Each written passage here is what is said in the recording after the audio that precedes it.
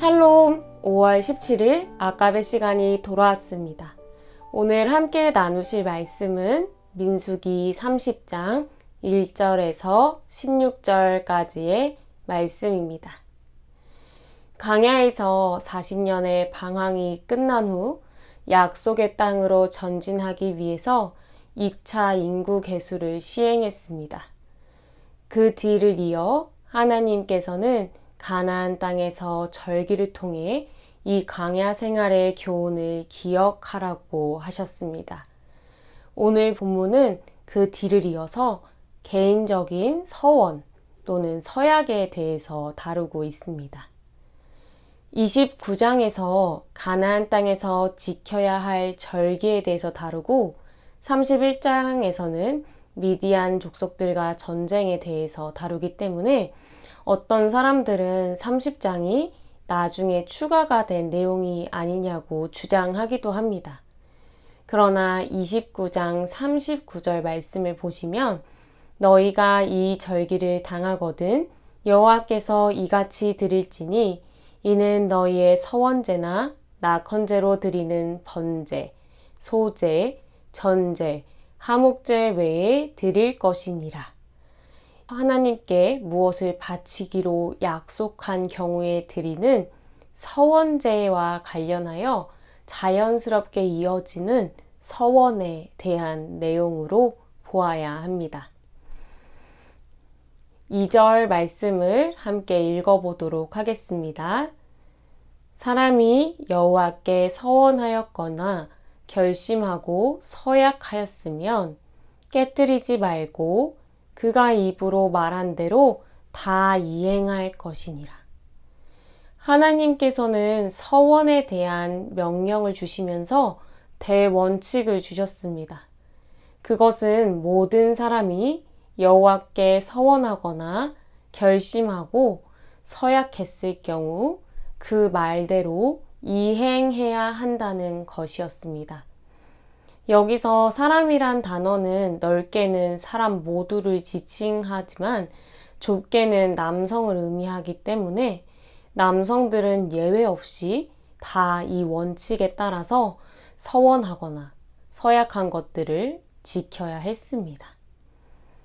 본문은 남성뿐만 아니라 여성이 서원하거나 서약한 경우에 대해서 결혼하지 않은 여자, 갓 결혼한 여자, 가부 또는 이혼한 여자와 같이 세세하게 구분해서 구체적으로 다루고 있습니다. 이 가운데 가부 또는 이혼한 여자와 같이 자신을 다스릴 남편이 없는 경우는 자신의 서원과 서약에 대해서 스스로 책임을 져야 했습니다. 그러나 아버지 또는 남편에게 속해 있는 여자들의 서원과 서약은 아버지 또는 남편에게 속해 있는 것처럼 보이기도 합니다. 이 여성들은 자신의 서원 또는 서약의 내용에 대해서 아버지 또는 남편에게 전달해야 했습니다. 아버지 또는 남편이 이를 동의하면 서원과 서약을 행할 수 있었고 거부하면 서원과 서약은 무효가 되었습니다. 오늘날의 관점으로 볼 때 이러한 규례들은 굉장히 성차별적인 모습처럼 보입니다.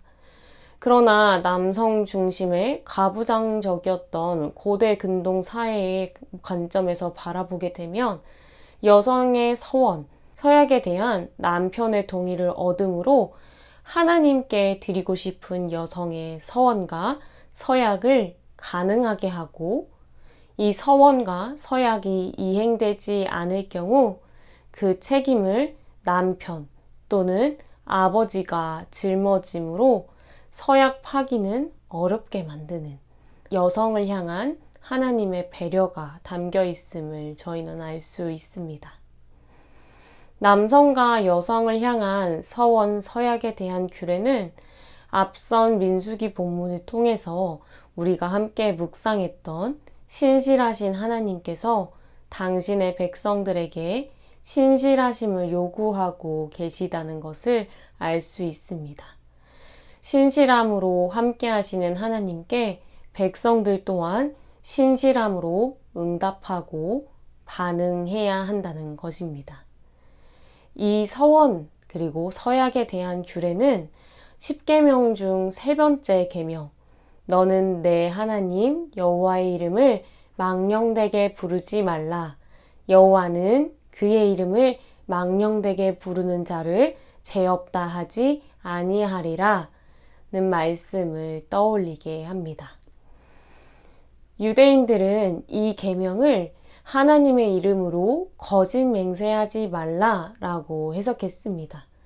좁게 보면 타인과의 관계에 있어서 하나님의 이름으로 거짓 맹세하지 말라는 뜻이지만 당시 이름이란 존재를 의미하는 것이었으므로 보다 확대해서 해석하면 하나님의 존재 앞에서 거짓 맹세하지 않는 것까지 포함할 수 있습니다. 당시 이스라엘에서 서원, 서약은 하나님께 기도 응답을 받는 한 가지 방법으로 사용되었습니다. 아마 이스라엘 백성들 중에서는 개인적인 기도의 응답을 받기 위해 마치 하나님과 거래하듯이 자신이 감당할 수 있는 이상의 것들로 서원을 하고 이를 지키지 못했던 일들이 빈번하게 발생했던 것 같습니다. 처음부터 서약을 어길 생각은 아니었겠지만 결과적으로는 자신의 뜻을 이루기 위해 하나님과의 약속을 깨고 하나님의 이름을 망령되게 일컫는 하나님을 기만하는 일들이 발생했던 것입니다. 그렇기 때문에 이러한 규례를 다룸으로 이스라엘 백성들이 함부로 지키지 못할 서원, 서약을 하지 않도록 하고 더 나아가 서원, 서약에 대한 책임을 공동체적으로 이행함으로 공동체적으로 하나님의 이름을 존귀하게 여기는 것에 대해서 가르쳐주고 있는 것입니다.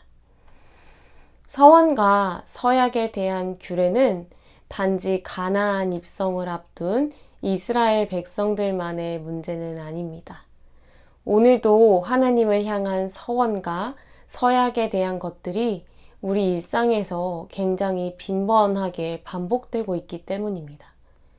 개인적인 차원에서 기도응답을 받기 위해 서원하고 서약하는 것 외에도 우리는 성도 간의 교제, 나눔에 있어서도 한 주간 하나님 앞에서 경건을 위해 말씀을 읽고 기도를 할 것을 자연스럽게 선언하고 쉽게 잊기도 합니다. 까먹어서 일상이 너무 바빠서 형편이 여의치 않아서 하나님 앞에서 행하기로 결단했던 것들을 행하지 않는 우리의 모습이 너무나도 일상적이기 때문에 사실 이상할 것도 없고 누구나 그런 것 같지만 하나님의 이름을 망령되이 일컫고 주님을 가볍게 여기고 있는 모습은 아닌지 우리의 깊숙한 곳을 돌아보아야 합니다. 혹 누군가는 우리가 하나님 앞에서 완벽하게 지킬 수 없다면 아예 그러한 결단을 하지 않아야 하는 것이 아니냐라고 반문할 수도 있습니다. 물론 우리가 하나님 앞에서 결단하고 맹세한 것들을 완벽하게 지킬 수 있다면 너무나 좋겠습니다. 그러나 여전히 우리 안에 남아있는 죄성과 연약함으로 인해 우리가 아무리 애를 써도 완벽할 수 없음을 주님께서는 아십니다. 그럼에도 불구하고 우리 안에 선한 일을 행하신 분 또한 우리의 주님이십니다.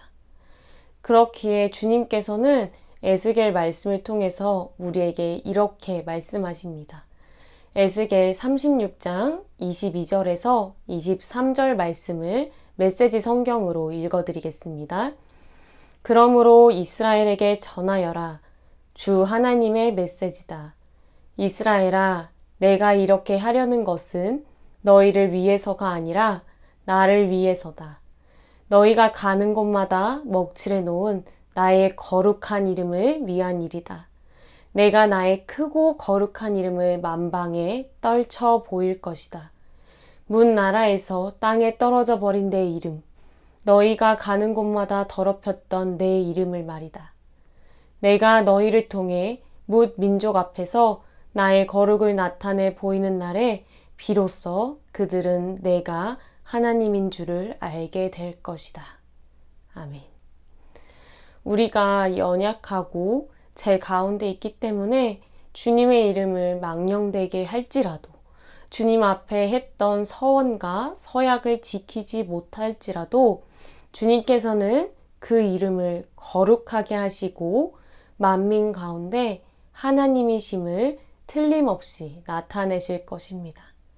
그렇기에 우리가 해야 할 것은 두려움과 공포 속에서 하나님 앞에 서원하지 않고 결단하지 않는 것이 아니라 주님께서 우리에게 선한 마음을 주실 때 주님께서 우리에게 가르쳐 주신 기도와 같이 주님의 이름이 거룩하여지길 청원하면서 서원하고 서약하고 이를 지킬 수 있도록 서로가 서로를 돕는 것입니다. 너희도 성령 안에서 하나님이 거하실 처소가 되기 위하여 그리스도 예수 안에서 함께 지어져 가느니라. 에베소서 2장 22절 말씀. 아멘.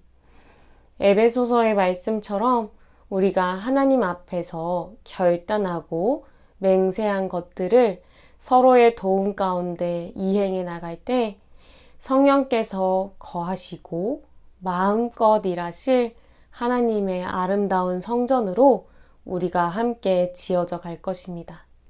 그리고 우리들을 통해 하나님의 이름이 거룩히 여김받는 놀라운 일들이 우리 공동체 가운데 일어나기를 이 시간 진심으로 소망합니다. 함께 기도하도록 하겠습니다. 하나님 아버지, 말씀을 통해 우리가 하나님 앞에서 너무나 쉽게 맹세하고 결단했던 것을 가볍게 여겼음을 보게 하시니 감사합니다. 하나님, 주님께서 우리 가운데 선한 일을 행하실 때 그것에 순종하여 결단하는 인생들이 되게 하시고 이 자리에 함께 모인 이들이 서로가 서로를 도우며 하나님께 결단한 것을 순종함으로 이뤄가게 하옵소서. 그리하여 우리가 모인 이곳과 각자의 삶의 자리에서 주님의 이름이 거룩히 여김을 받는 놀라운 역사에 동참하게 하옵소서. 가장 존귀한 예수 그리스도의 이름으로 기도드립니다. 아멘. 오늘 하루도 말씀으로 승리하시는 하루 되시길 소망합니다. 내일 아까베 시간에 뵙도록 하겠습니다.